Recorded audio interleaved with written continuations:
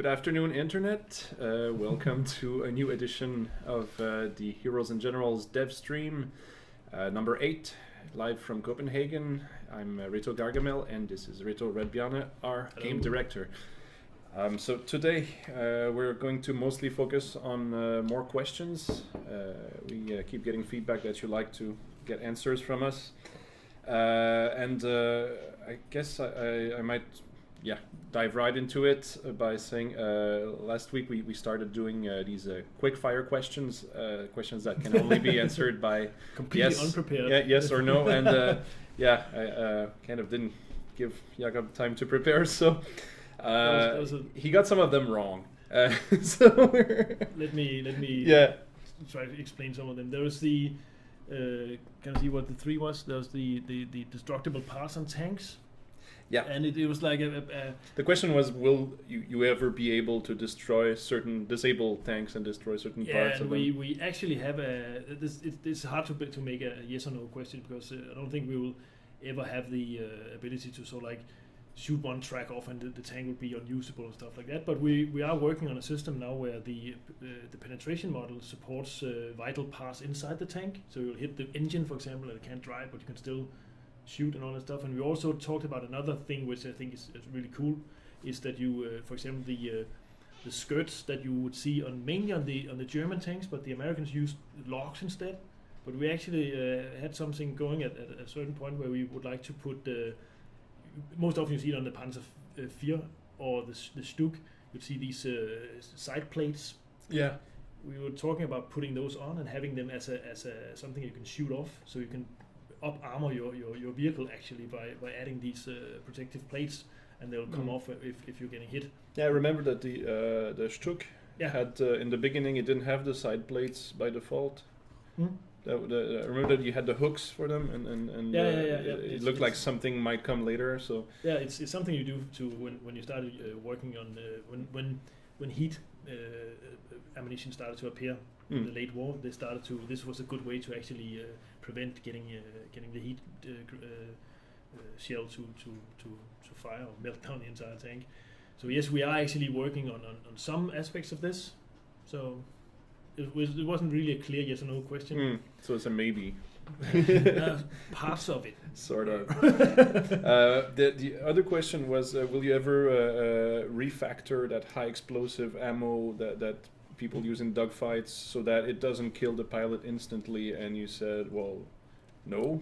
Actually, it's a bug, right? It's I later learned that we have currently a bug where the pilot's collision mesh gets displaced in the plane when it flies, so he will sort of like appear outside the plane, which would make him super vulnerable to the high explosive ammunition. The thing is that it seems like most people don't really understand the difference between the high explosive and the armor piercing for planes. Usually you have to sort of like read into this stuff. So from our point of view, it might be a little bit too advanced to do that kind of thing in a game. But personally, I like it very much.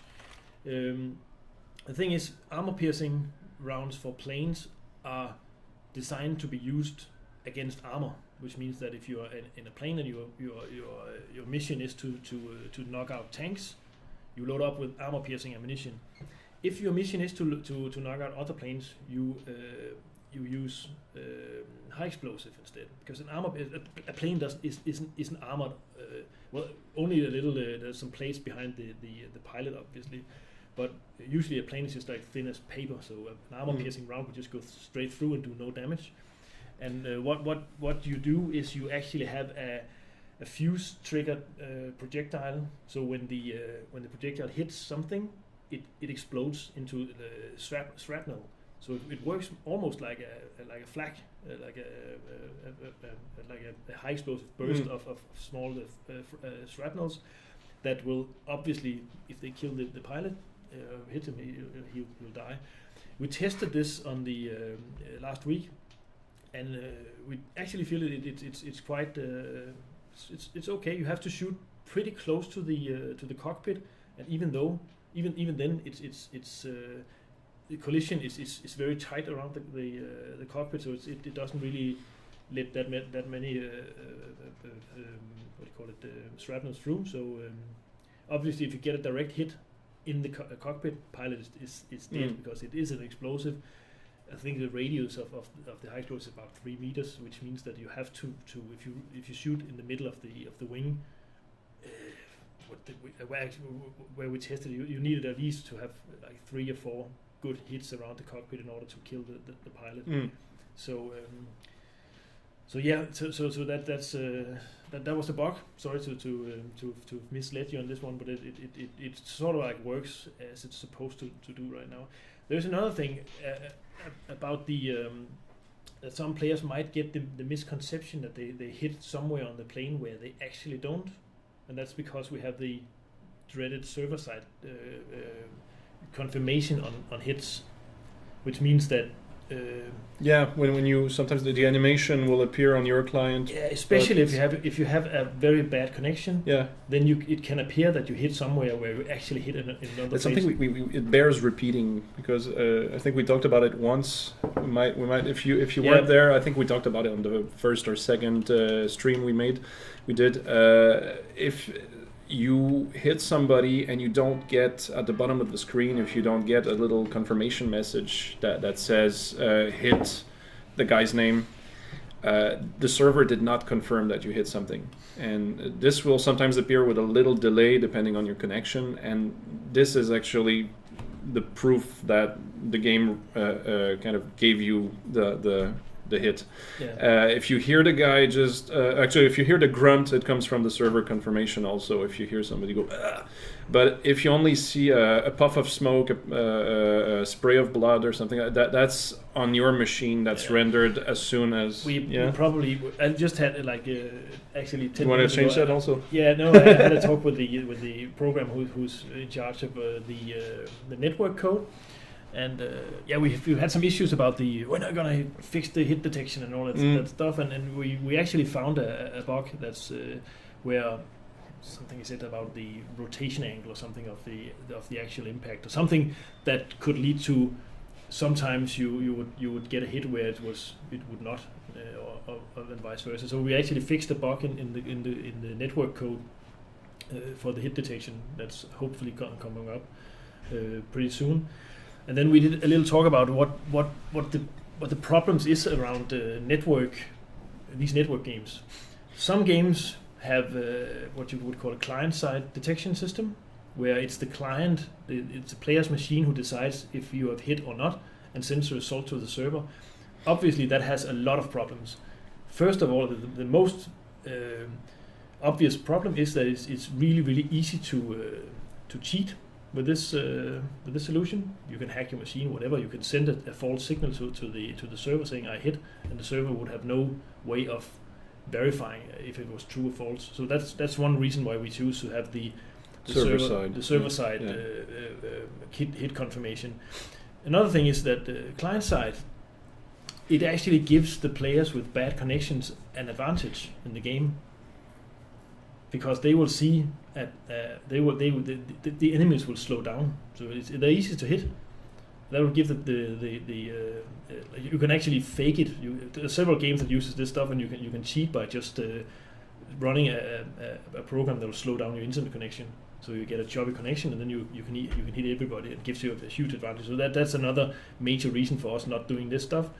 And the last one is obviously that it puts you could go around in the game and you could go inside a house and then suddenly you die for something that happened on another player's machine, and it's so like in a different time.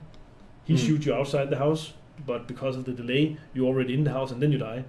So and that also is a weird thing. So we've chosen to put everything on the server side because that's most fair, we think. But it does produce some weirdness on machines with low low connection speeds. With high ping. So it's not a problem that can be completely solved. We just chose to put the the solution in a different basket and favor people with good connections and stuff like that. So server-side connection, server-side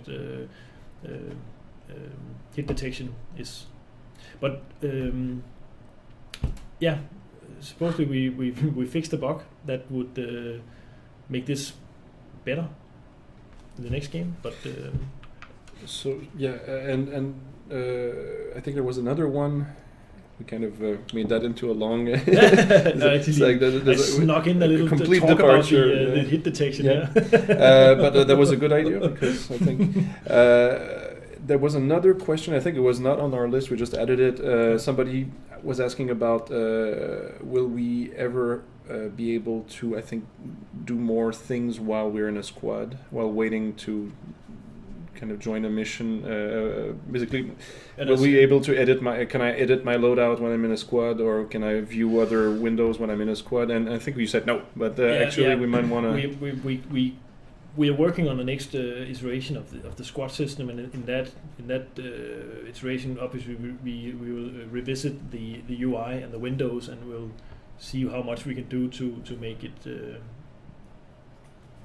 so you can do more stuff while you wait in line. But as I said, it's I think I said that before. There's so many other things that can go wrong while you wait. You just put in a queue, and you do other stuff, and then suddenly you you change the loadout of your character, or whatever you do. You can be in the middle of in the shops, in the middle of a purchase, and then suddenly you're thrown into a game and everything breaks. And so we're a bit cautious about this because it does change the state. I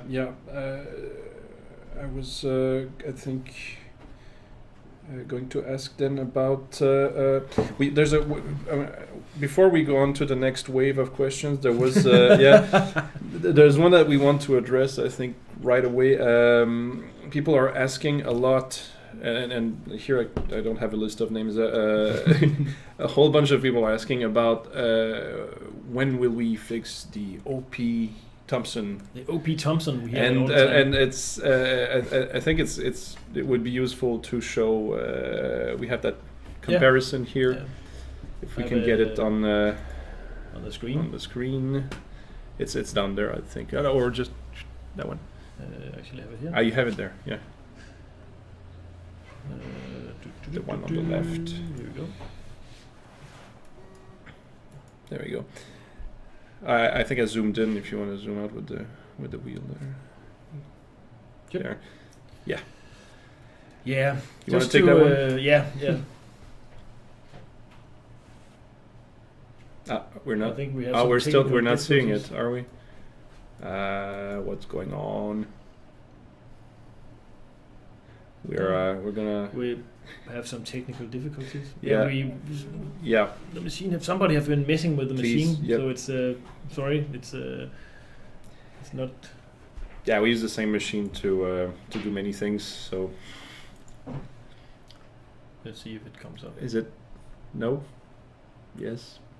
Maybe.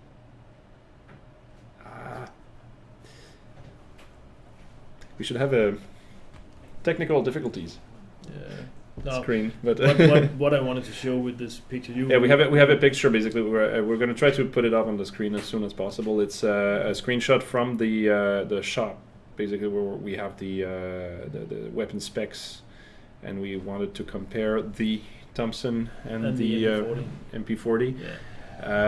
It would be much better if you could see it, though. Let's do a deal. Let's get back to it. Yeah, we'll take that later. But leave it on the screen so that Thomas can try and get it. There's another completely other topic, but people are asking a lot about basically when will there be something to keep the new players out of veteran missions. As in, especially they're asking about the campaign missions. They're asking about how come there's a guy who doesn't know anything about the game. He gets dropped into like the most important battle in the campaign. And strategy players get annoyed that he's just wasting all my tanks and all that stuff, and that is completely understandable. So it's we can't get into details yet, but there's something that we started. We're gonna start testing it. Oh, Okay. You want just yeah? gonna get told that I should try and yeah. And log. We're gonna play solitaire. What the? Just this. Somebody's hacking your 3D machine. photo view on my. Oh, what the fuck? Okay. I'm gonna log in and out, and then go, yeah, so I can talk a little bit about that. back to serious business. There's a feature that's coming, and at first it's gonna be just experimental. It's skill-based matchmaking, and at first you're not gonna see it. You're not gonna maybe not feel it, but it's there. It's the idea is we're gathering data.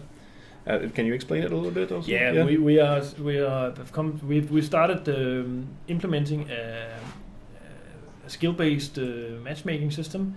Obviously, that's going to be so like behind the scenes, something we do on the server when players play. We collect some data about what you do, and we use that to match players of what we think right now would be roughly the same skill level. Obviously, this is a very, very difficult problem to solve completely, but it should. I think our first solution here would be something that would at least make sure that new players or lesser skilled players wouldn't be matched against super good players. We're not gonna show it anywhere. We're just gonna do it on the server side. Just in order to keep the data we get out of it like fresh or like neutral. If you start to display stuff on the screen, people start to react to that what you display, and until we have we know that the system actually works, then we're gonna do a UI thing on it where we show what skill level are you.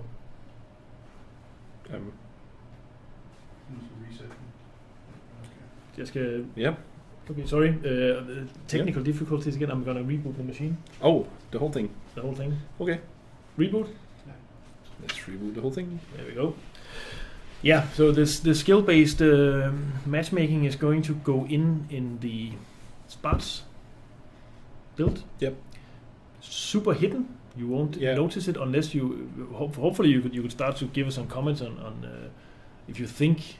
The matches seems to be more equally balanced. The idea is that it only it will only apply to when you use the random mission button. Yeah. Also, you don't. If you join the mission specifically, obviously, you just join in.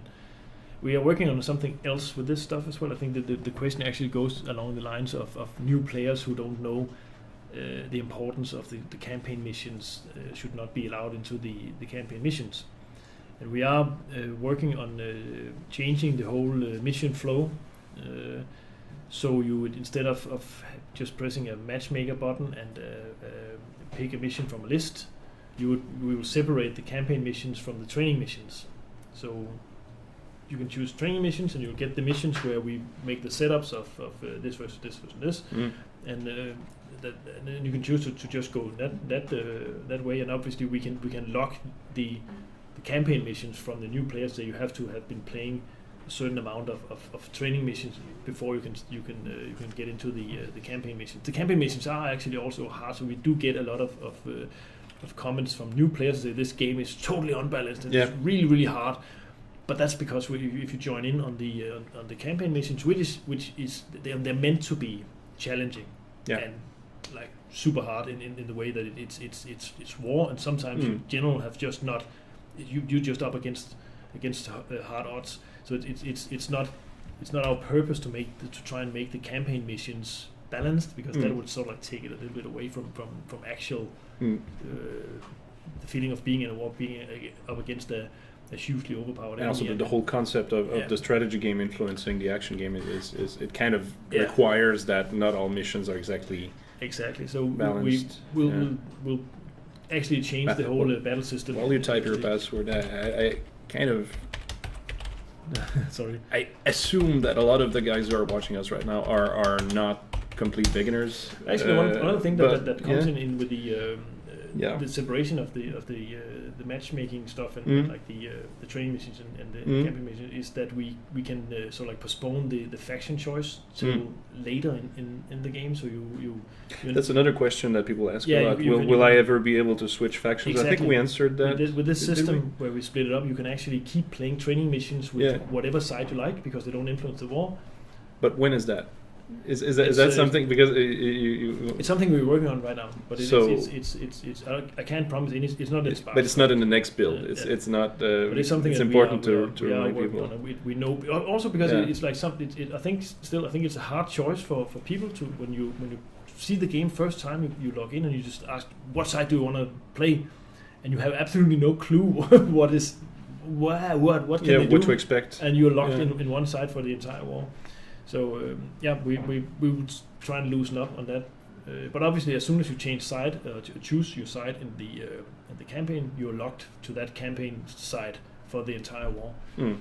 But you can sort of like postpone your choice. So the idea would be that eventually, in a later build, you don't have to log into the campaign until you're ready. Yeah. Basically, you can start by just training. Yeah. Just trying out what you have on each side, and obviously, if you log on to the game and there's huge waiting times for one faction, which obviously there will be in sometimes, you can still play the game on the other side on the training missions. So it's. So do we? Is it working? I don't know. Everything's reset. Excellent. Just try that one. And. Robotron is saying that maybe it's something to do with your screen resolution. This is the same resolution. It's the same. It didn't change, did it? I don't know. It looks like it. Is it doing something? Oh, Are you starting fuck. Photoshop and Illustrator? Oh no. That's nice. So yeah. Okay, let's move on. That's but yeah, it's Let's see if I guess I might as well ask you a bunch of. Oh, do we have it? Is it working? Oh. This machine is really struggling. Okay. Because we really want to show that, but but there's awesome. Okay.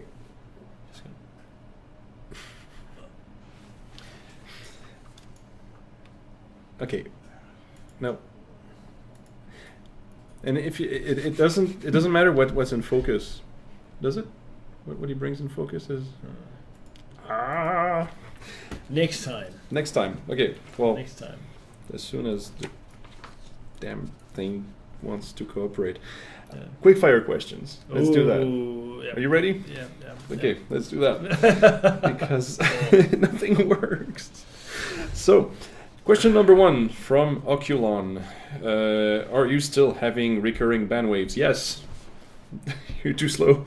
Yes, we are. Question number 2 from Mr. Baskerville. Will we ever be able to unlock motorcycles before trucks? No. Because? That is just yes, no. We'll go into because later, I guess. No. But the idea was that it's truck first, motorcycle later, right? Yeah. And that's it. I can only answer with yes. I can only say yes and no from now on. Good idea. That will. Okay. Question number 3: will we ever be able to downgrade our assault teams? Yes. Yes. Question number 4 from Mr. World War II Buff and Mr. Deatieja. Could you open up the equipment depot to all soldiers who changed class so you don't need to keep buying the same stuff all over again?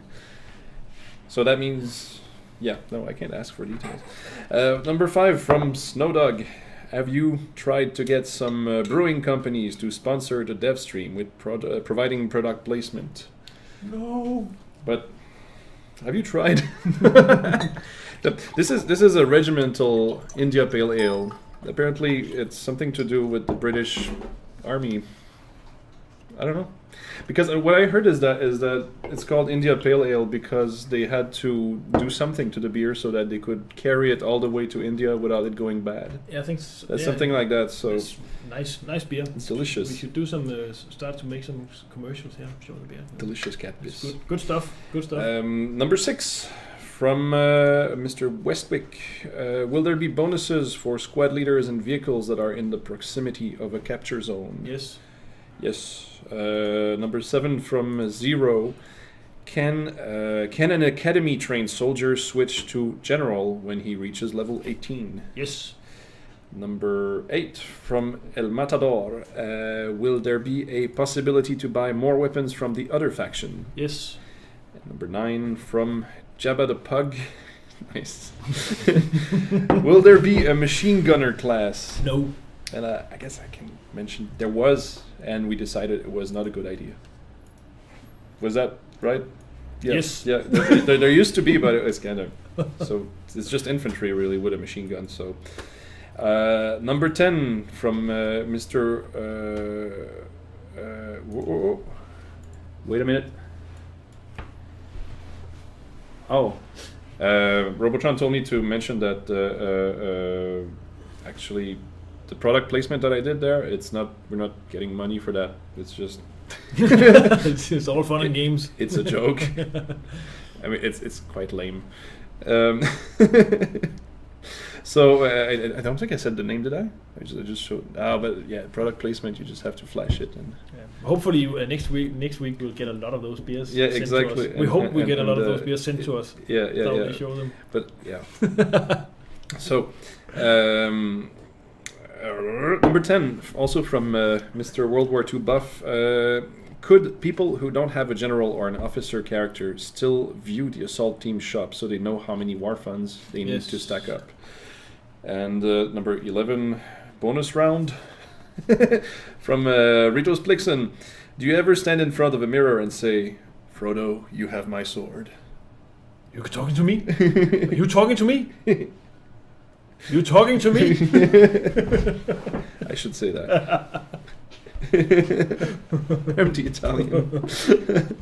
Okay, we will actually have a kind of special QA thread in the forum for lightning round questions. Yeah, starting next week, we'll try to do that. We'll try to the questions again. Try to not come up with some better questions that are sort of like easy to answer in yes and no, and not all these. Will there be this in the future? Because those are really hard to answer with a yes or no. Other than what I would like, and that is not always the future. So. Oh wait. No, I think I misunderstood what Robotron was saying. What was it? No, I see. Because I wasn't looking at the chat. Apparently, people started talking about like the British faction or something. Because I showed a British beer. It's like, oh, British faction. Spitfire. Here we go. Yeah. Yeah. No, that's not what it's not. It's not a sign. You have to give the British the credit for making the absolute worst tank ever. What's up with the Cromwell? What's that? Is that even a tank? Sorry, get on.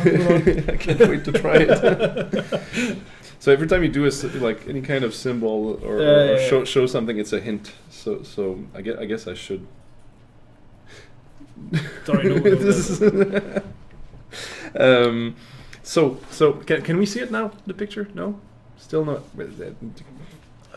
What if? No, I was going to say, what if you set it as the background picture on your desktop? So we can show it that way. And no, that one just Is it? Don't worry. There? Oh yeah, or that like that. That's also it's on the desktop already. So. There we go. Yay. So that was clever. Clever you. Oh, here we go. Tee. So it's funny that it actually doesn't even show the icons. It only shows the backdrop. Yeah, well, the people have no idea what you mean. Technical stuff. Technical stuff. Right here online. So what we were going to say about that was people are saying, I mean, there's a very heated debate about which side is OP, and which side should be nerfed and all that. Actually, the weapons on both factions are not that different. No, it all comes down to the guy shooting it, and apparently, yeah, we have the skills-based stuff might change that actually, so we get more equal players, because it seems like a lot of this criticism is actually just you getting up against a good player and you not being as good. We have the image now. We can show the MP40 and the Thompson. And as you can see, the graphs, the damage range graphs are almost identical. I wish we could make an image where you can sort of like overlay them to show the difference. I know that we're down into like a 0.5% or something in difference in damage and range, very, very equal. You can see the precision, and exactly the same almost. Stability, the same thing. It's like a tiny little bit less precise. The MP40 is actually more precise. It's a bit more precise. It's more precise and more stable, but like tiny difference. It has a little bit. It has more rounds. It shoots a little bit slower. Very, very little. It's like it's 545 rounds per minute, and the Thompson is 599. So it's nothing that you would actually see. But the MP40 is actually more precise, and it shoots a little bit longer. It has a little bit more range if you're into centimeters, obviously. Yeah. But there's a speculation that it's the sound effect also. That some people hear a certain sound effect, they go like, "This is more powerful." And there is one thing that some people complain about, is that the iron sights of some of the weapons are better designed than some of the German weapons, and this might be a case where the Thompson just have better iron sights. I don't know. But from the background, the technical stuff, the stats of the weapons are, I would say, as close to identical as they can be. So and then again, we can put that discussion to rest. So there was another possibility that we entertained, is that when you, I think it's Blixen was talking about the placebo effect, is that when you're convinced that the other guy's weapon is better, you kill him, you pick up his gun, and then you try it and you're like, of course it's better, it's the other side. They always get the good toys, we right? had a perfect example of that when we introduced the Gewehr 43. Yeah. In the first release of that weapon, we had made an error where we had just straight up duplicated the stats from the Garand, and they were completely identical. Obviously, it had a better sound, and it actually had a larger magazine, but it had better sound, and the sound alone, just people were just going, no, the Gewehr is just so much better than the Garand. It's unfair, da da da da. And it was only the sound that was the different. The actual stats of the weapons were identical. So, and it's just when you have a Twitch-based game like this, where you have humans with different skill levels in the game, it's the randomness is just so huge on the player side. So it's really, really difficult to say if something is overpowered or not. It all comes down to, to a large extent, it comes down to the skill of the player. But speaking of which, not all rifles are equal. Some people are using upgrades on their rifles. So if you kill a guy, pick up his rifle, pick up his SMG. If you look in the bottom of the screen, you'll see factory, standard, or modified. And if you pick it up and it's modified, it might fire twice as fast. It might not twice as fast, but like much. Twice as fast. But it's not that much. But you feel a difference, and you're thinking, aha, this rifle is better, this weapon is better. Some of the some of the mod combinations do produce some weapons that are better than the others, but it's still it has some drawbacks, obviously. So I hope we cleared that up a Hopefully. little bit. But it's pretty much it's the same if you compare also the MG42 and the M1919, isn't it? It's pretty much. No. Those are different. They're very different. What's the difference then? Rate of fire. Okay. That's. I think that's the most obvious difference between those two. The M1919 is slower, is it? Yeah, but a lot slower. Okay. MG42 is just it's actually we would like to increase the rate of fire, but then we start to get into this more shots per frame update and stuff like that. It's hard to actually get to those speeds. It's a very very fast machine gun. But then again, they come with other kind of drawbacks and. Yeah, it's not always an advantage to shoot a lot of rounds. You just waste your ammo basically. So you would try and clip it to you. I guess that in the army you would say that with the MG you would try and shoot bursts of 3 shots at a time. That would be not wasting too much ammo, and it would also probably comply with the every second shot is a tracer type thing. So I think we might want to move to questions. Actually, the bigger questions that were on the questions thread. I must say there's a lot of those. We're just doing a long Q&A today, right? Yeah, that's pretty much what we're doing today. We're not going to show any actually, dev stuff. Let's talk about before we get to the questions. We got a lot of positive feedback for the map design presentation that we did last time. Yeah. Except, we wanted to do a follow-up. It takes time to prepare. We want to make sure that we have something to show that makes sense and that is presentable. Yeah, I think maybe it was quite a long time we actually showed stuff. So maybe we'll try and find a smaller area and just go sort of deeper into it and explain some more details about that particular area, because that makes it the preparation time less. But obviously, again, post it on the forums if you have any specific areas you would like us to put out in front of you and say, hey, this is how we do it. This is how the blah blah blah, whatever you can come up with that you would like to get a more technical explanation of how we do it. We would be happy to at least try and show it.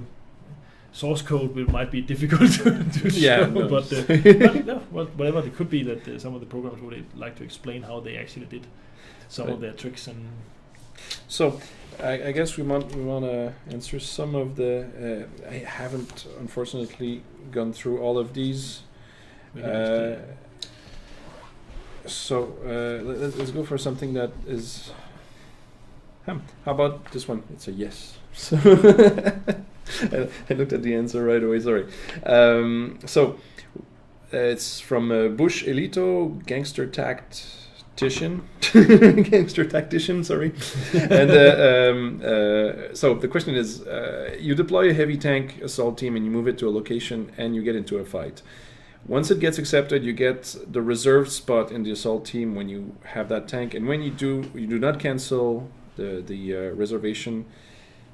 What?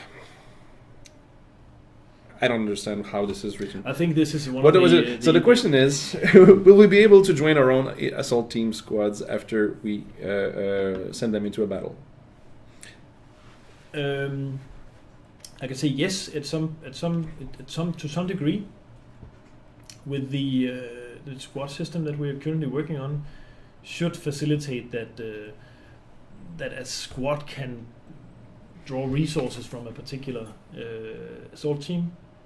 And that's as far as I can go with that answer. But we know it's something that a lot of players really want, is to be playing with their own assault teams, and the squad system should be at least facilitating some of that, where you draw the resources from a known assault team.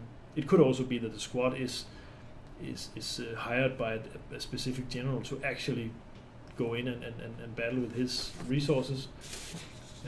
That hasn't been completely decided. I think we'll first introduce the new squad system, and then we'll put in these features on top of it, because it's something that easier to implement once we have the new system. So right. There's a lot of these questions that were already answered. There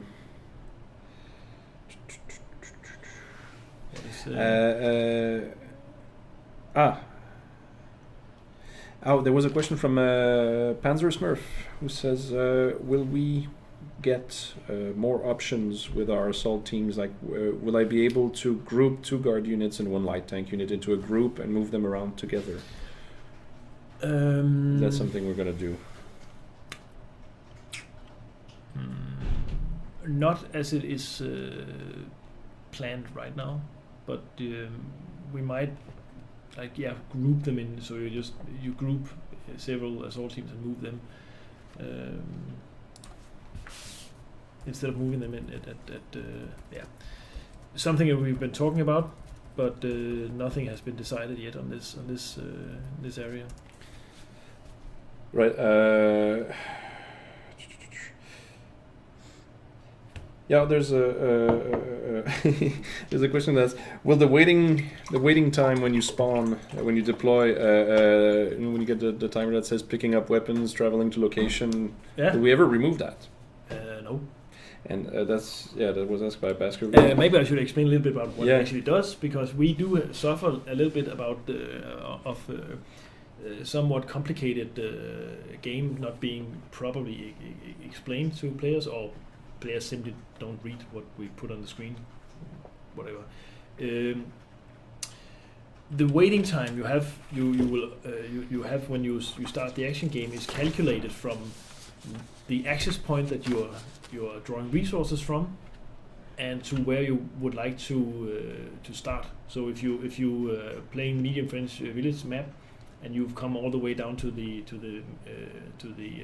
stone bridge, for example, and you start to spawn in that area, we have a rough estimate of how long it takes to actually go from the access point and down to that area. So we sort of like compensate for the advantage of deploying on the front line. You'd see if you actually spawn in the access point all the way back, you would spawn a lot quicker because you don't have the traveling time.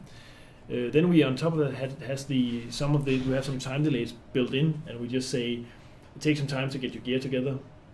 We have some of the weapons that are not suitable for certain assault teams that will take longer time to deploy. So we have some different numbers that affect your deploy time. So if you deploy the guy with the standard equipment, it goes faster. If you deploy somebody with a very customized, if you deploy with only a knife, you will be deploying faster. So all your equipment have like time penalties. So I have a question here from a whole bunch of people. Spock number 5, Mr. World War II buff, Trent Diggy. They're asking, will you allow the ability to lock the machine gun on a vehicle, so that currently any player can get into your jeep, your tank, and fire the main machine gun and give your position away? Will we allow the driver or the owner of the vehicle to lock that, or to prevent people from firing? We have discussed it. I've experienced it myself, that it's actually annoying when it also happens with the tanks. When you go into a tank and you say, I'm the smart guy, I'm trying to flank this guy, and then somebody jumps into your tank and just start shooting all over. You're like, fuck, that's not good. So yes, we have been discussing several solutions for this. One thing could be holding down a key that will lock the weapon. Personally, I don't. It needs to be explained probably to the players why they can't shoot a weapon. Another solution could be to have a system where as soon as you jump in and start to use the secondary machine gun, the owner of the vehicle has to give the green light of using it. So you know that you cannot fire right now, and once the owner of the vehicle or the driver of the vehicle is in the right spot where he needs your help, then he can release the weapon. So it is something that we're considering putting in. Obviously, we don't want to have a situation where players just instantly always lock the secondary armament, because then it's going to be somewhat useless. So it's something we need to come up with a good middle ground solution here. Okay, we got 8 minutes left. All right. We have to show that picture there. I guess just make it the background picture. When you ride alone. Oh, the it's other right one. there. We wanted to show that, I think, 2 weeks ago. And so it's a picture that there you go. No. But you can scale it, I think. I can feel. Yes. Fit. Yes. There you go. Players have been putting that on the forums, and it's a very nice touch. Whoever thought of that, that's very clever. That's an actual propaganda poster. The idea was that Americans should save fuel, I think, for the troops, but in this context, it's more like when you spawn a vehicle, don't just drive off. Yeah. Pick up your friends. Pick up your friends. Yeah. Because there's one guy that came up with a good argument for why you should have other people in your car when you drive along. It's like, when somebody shoots at you, there's a high probability they'll hit the other guys and not you. Yeah. So Everybody. you could think of it as just being extra armor, meat armor. Because when you have a gunner, people aim for the gunner. People aim for whoever sticks out. Yeah. And so, yeah. So. Or you could choose to just ride with Hitler.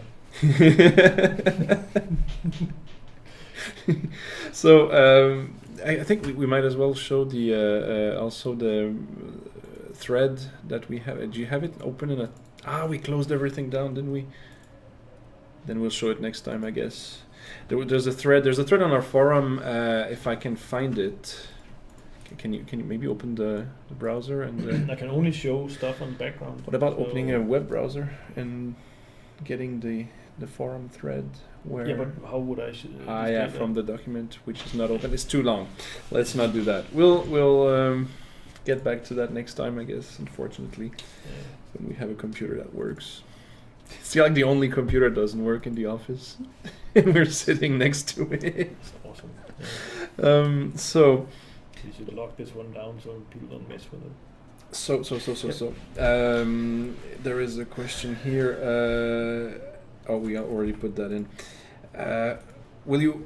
Snowdog is asking. Will you ever take into consideration? And he's even specifying in the distant future to have the general characters take some sort of passive commanding role on the battlefield to give strategy. To give the strategy-only players not only more to do, but also the opportunity to follow the progress of their troops' battle, but also shape the tactics in it.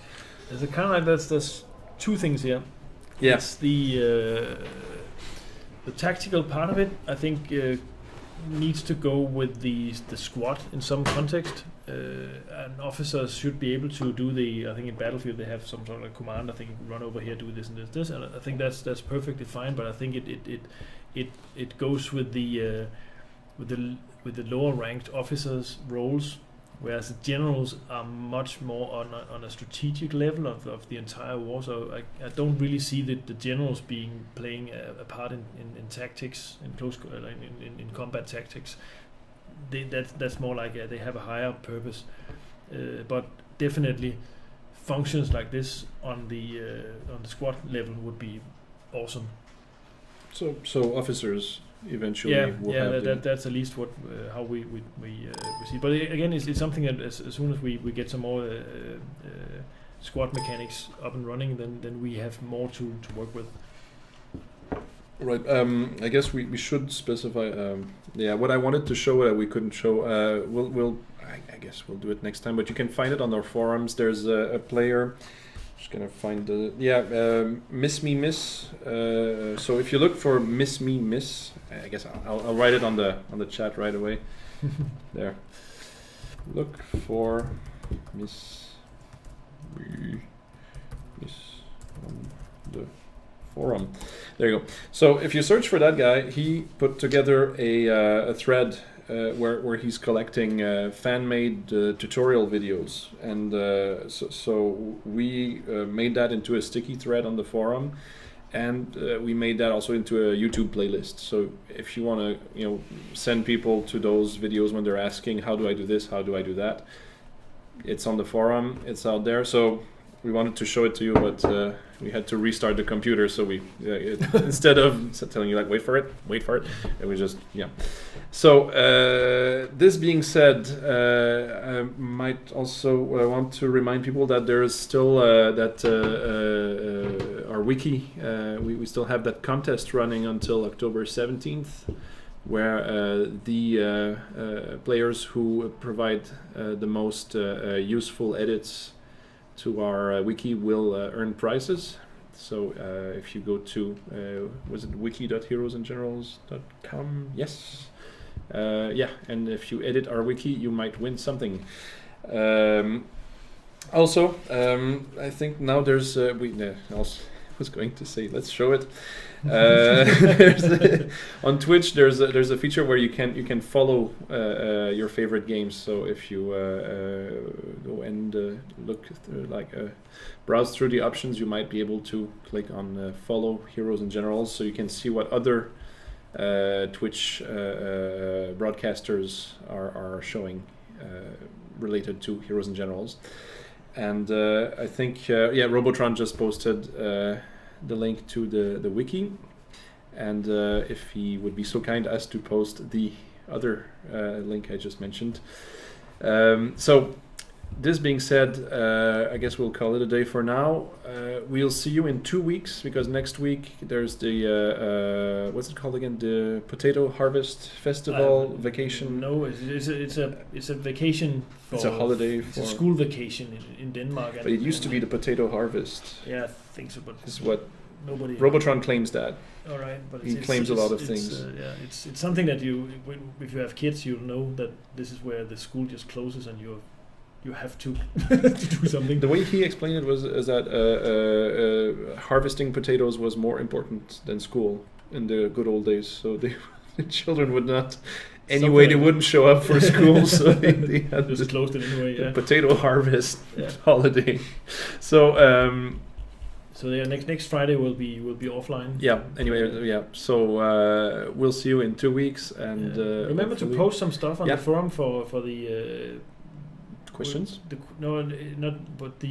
what you would like to see us in the more technical department of. If you ask, do we make the uniforms? How do we make whatever? Crazy. Just ask away. Ask away, and we can. If it's not like a huge job, we'll prepare something and show it. Yep. So you can follow us on YouTube if you missed the beginning of the episode, and also on what's the other thing I have to mention? Let me look at that. Well, I already mentioned Twitch, so there we go. Well, have a good weekend, and see you in 2 weeks. Yes, thanks for watching. Yeah.